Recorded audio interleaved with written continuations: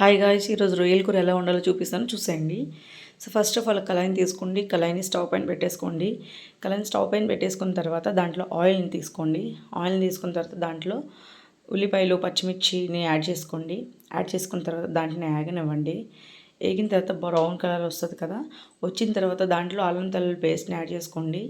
అల్లం తెల్లుల్లి పేస్ట్ని యాడ్ చేసుకున్న తర్వాత నేనైతే అల్లం తెల్లుల్లి పేస్ట్లో ఆనియన్ కూడా తీసుకున్నా, గ్రేవీ టైప్ వస్తుందని. సో అవి వేగిన తర్వాత దాంట్లో ఫ్రాన్స్ని వేసేసండి.